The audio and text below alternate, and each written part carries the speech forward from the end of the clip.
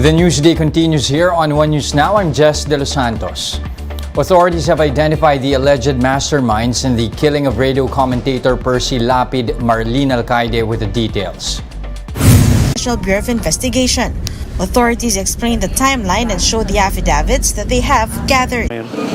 Murder complaints are expected to be filed either on Friday or on Monday. Mabasa leaves it to the DOJ to reveal the details on the case.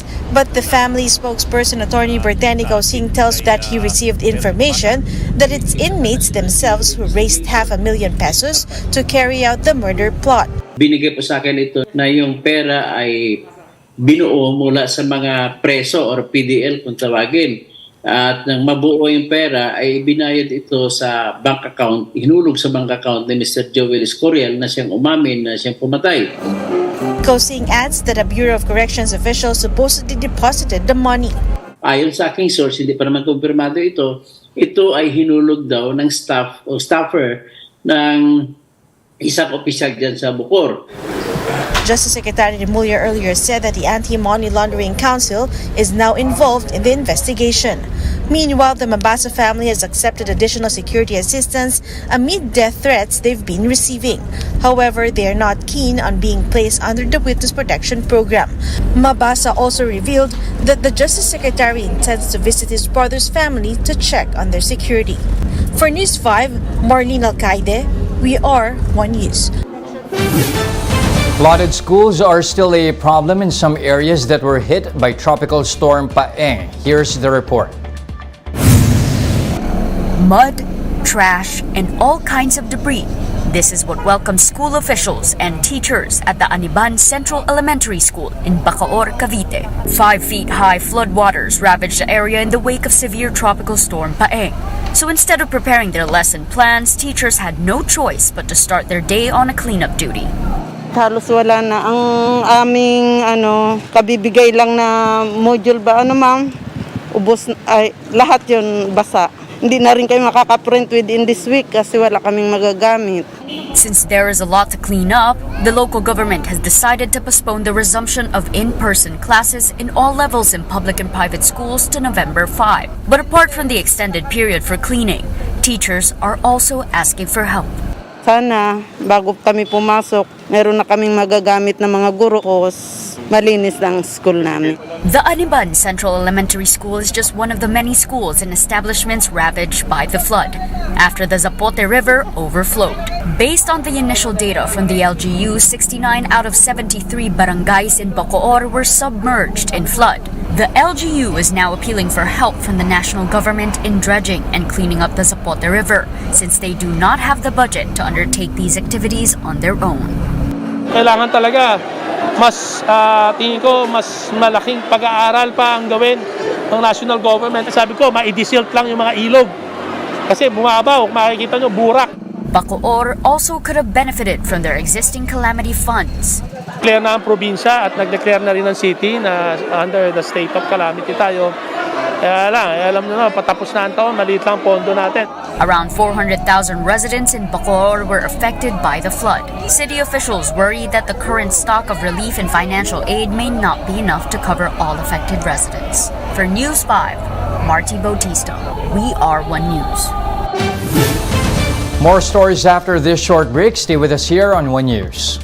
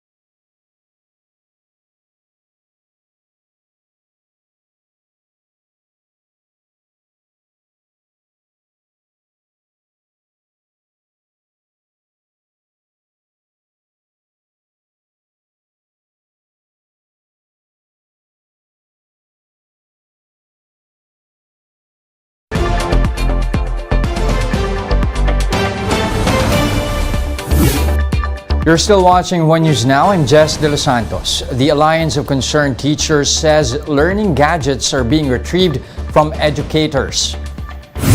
The group shared a memorandum from the Education Department's office in Tacloban City, asking teachers to return the devices that were lent to them during the height of the COVID-19 pandemic. The group said this will be a problem since teachers will lose the additional tools that they use for their daily tasks.